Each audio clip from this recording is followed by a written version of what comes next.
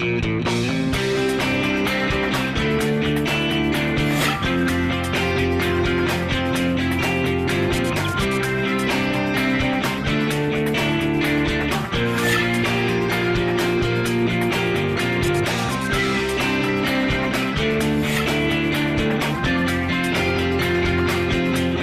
I'm Kristen Oaks White. Thank you for joining us for This Week in Louisiana Agriculture, the only TV show bringing Louisiana farmers and consumers together every week.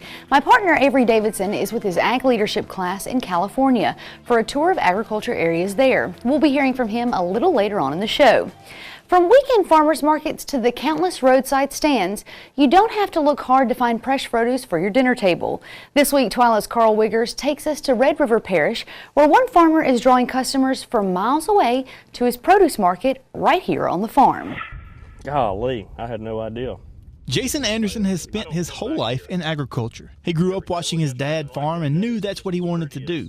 However, he also knew that he would have to find a different way to do it. We got off in growing vegetables, and that just really took off after, I guess, 18 years of trial and error. It's really paid off. Anderson gets to see the fruits of his labor every day at his produce stand just a few miles off of Interstate 49 near Coshada. The produce stand is very diversified in its own.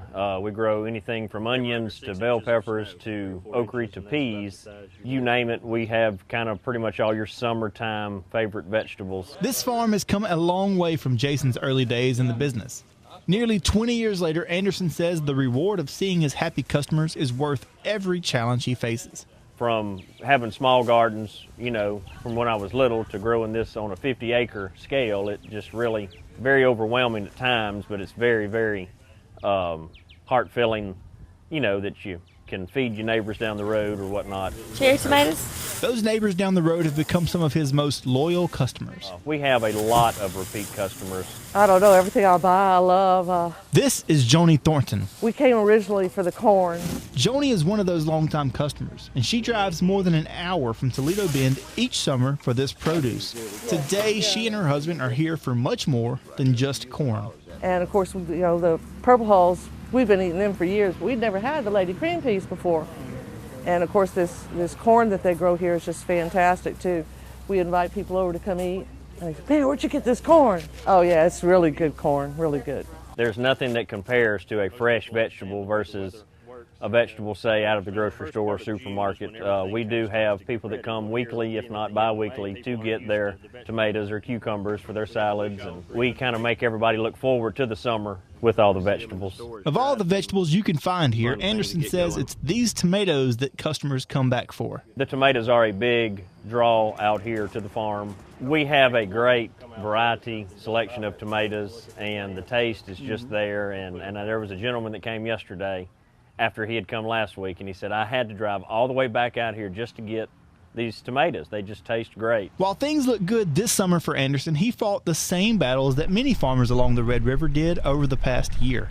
Any type of farming, whether it's cattle or row crop or the vegetables, you know, Mother Nature is just going to do what she's going to do. This year's warm winter has really hurt Anderson's peach crop, but the timely rains and the warm spring have also helped the rest of his crops thrive. I just went ahead and planted the okra in March, the end of March. I've never done that before. And as warm as it stayed, it took off, came up and just took off growing, and it ain't missed a lick.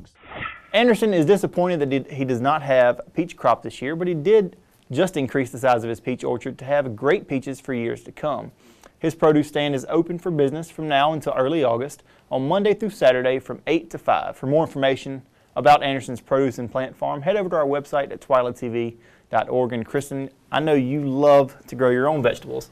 I could not help but think about, what if Kristen had this much land to try to grow this much vegetables? I have to say that I admire him that he can do that much. 50 acres, you said? 50 acres. That is a lot. I don't even know if you would qualify that as 50 feet that I have.